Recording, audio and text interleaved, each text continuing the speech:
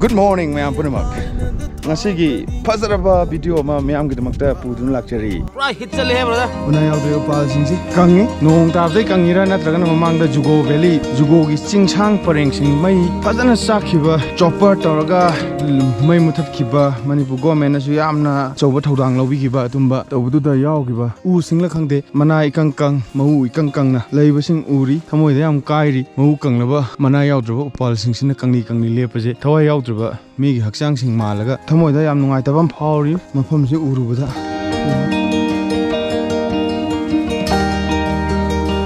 Dzukou Valley ki chayan nabadu video sida yet pidana ba hajari. Akhoi team si leire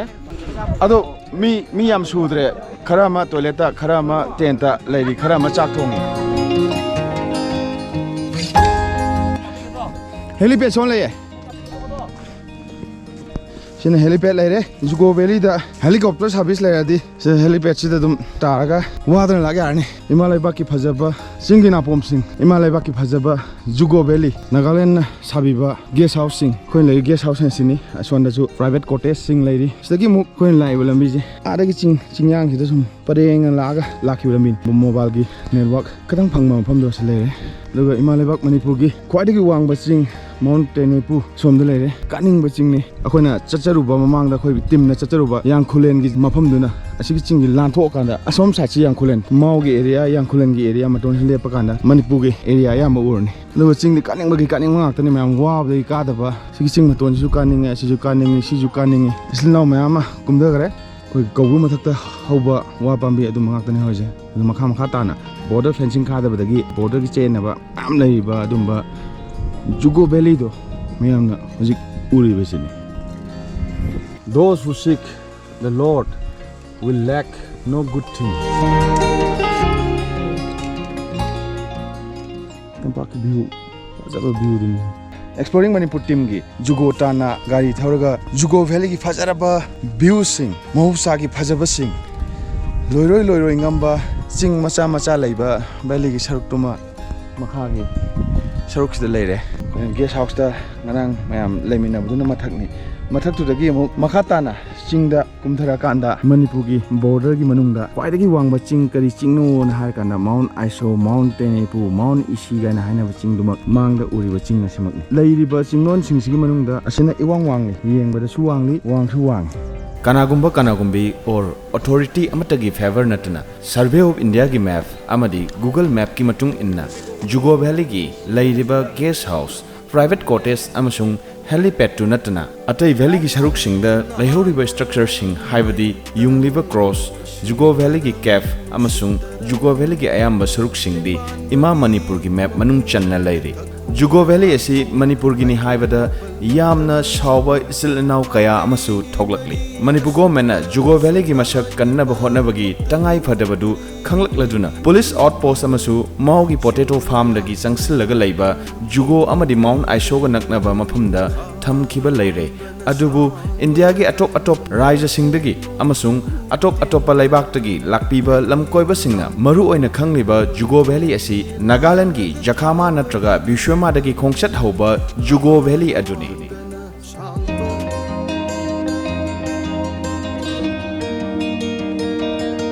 Valley yam leita de pukhi mai dong ne da leire pukhi ma Bloggers singna social media da thagatpa Dzukou Valley gi video ayamba Nagaland state based tawuna ayambani Hauzik leiriba Survey of India gi Manipur amasung Nagaland gi map matung innadi Manipur government na yam akanba initiative lobiraga border fencing tawduna tourism gi maikai romda khong thangjin bagi tangai phadabdu oire makha tariba nung ja ngobo odabadagi masu ju muna ubai wane phajabagi loi khamnai draba loiroi ngamba ching macha sing yam sange kumdar si guest house akoi gi langmina ba group sing lakpa dum leptri dum mathang lakli khara made hangyu ju yawre khara ma ada turenda photo copy khara ma kep ta lei khara ma sigi cross si phog yoro matungda kumda gre sigi lampak si pura kangji bung mali tawgada bu si je sida horiba sumba wa pambi se singaktani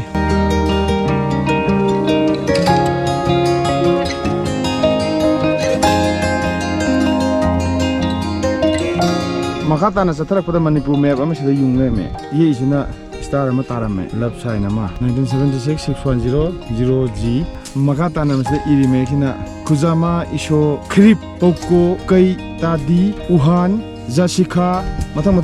pathokre video yang bada khang makang ko yaw gana translate tawbiro mathak si yang no mangjale akwai sake to sina agi cafe ne to lambi je sona kan doina ka thore kamai to dono hangde yamna asuk pa mai kai done border ki chain naba khak natana maming phawbada che naba kaya ama thorakle Nagaland ki Jakhama amasung Bishwema gi angamba ching karaga leiriba Dzuko Valley ki maming asi Dzukou Valley haina khangnari Maurom dagi amuk karagana raija asi da leiminariba mau isil nau singna Dzuko Valley haina khangnari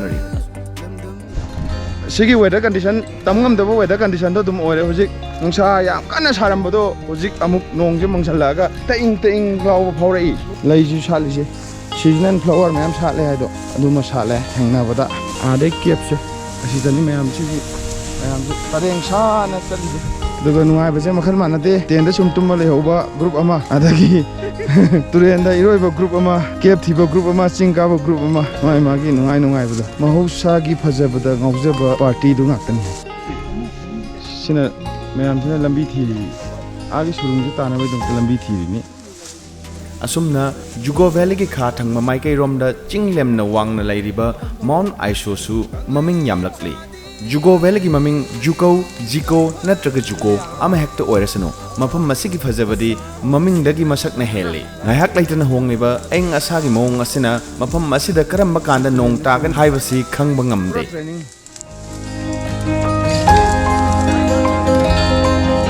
akhoi mayamna mathak tagi tampak oina ubudo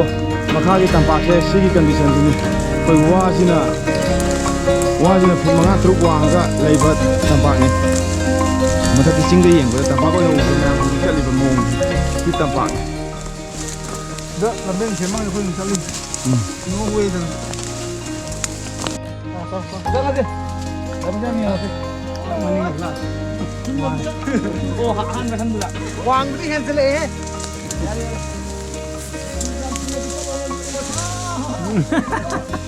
Aduh, satu tungguin. Lambi kusem cuma ya sih. Lambi siapa nih? Lambi siapa nih? Aduh, el kau ko el tu. Sikit pikir sikit apa pun. Wah, saure esi lagi. Wah, dia kah?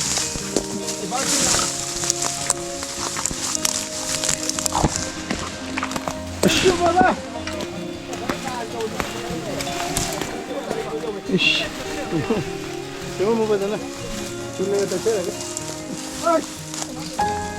Tuh. Jadi udah sana kan dah nunggu.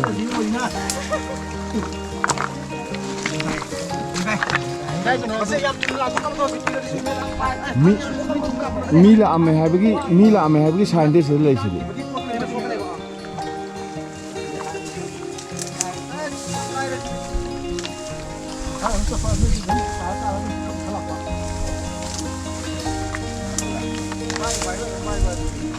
Bada sini muai, wakau wakau. Lam kamera. Kap yo kha. Ya ya bada ko khot ko ka. Ui anu kai dro wa kana pa ni kana mo le. Na de kep ti ye lom dane. Ah.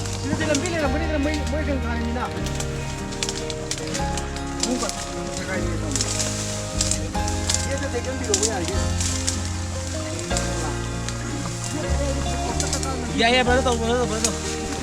Ya ya. Waktu tu fasa ya tu takkan ni ngai ni. Asyik lagi lamben train lagi ni habis ni apa? Dia bro, dia dah kerja. Unoiden. Mafam masida cheliba turel macha singi chelgi ising mayek sengna aruba isingni amasung ising adu ka hena ingi ningtham thagi matamda un olibasi masimaknani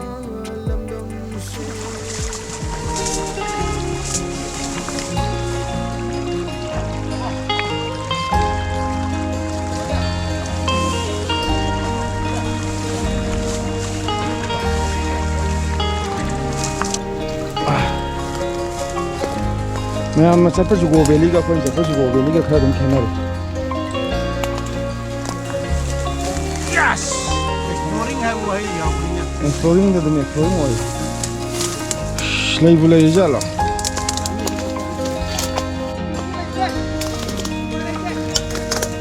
sila bisa ni bukan yang selalu ya exploring Manipur pura exploring tare hi sai matang to lambi ni mayam na Dzuko chana byam phajatra point chana budi point chali jiri kai no hang Exploring Manipur gi khwaidagi pamjabasu masimakni hek ubada chingchinba phaurakhiba shurung manba nung manung ama thibada lambi leitabana chatminariba ekhoi tarana wa marak asida lambi hut hutuna chatliba lambi ni shurung aduna koksinbagum yamna chatningba phauri madumakna asuk kungna horiba wa macha sing asida aki tujungba phaudana chatliba lambi ni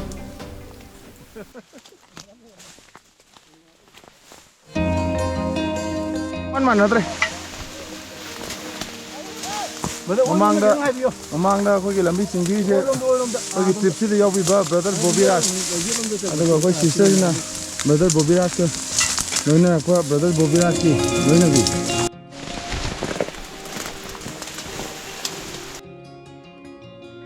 lambi sema lakuduna hojik mamangda leiba shurung macha sima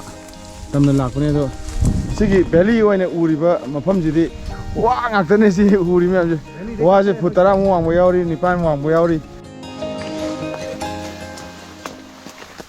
yo buya traba ini dah kau saya target tahu lah itu ni ha kau sudah hulu sang je jauh kira ganggu kira durian lagi bro.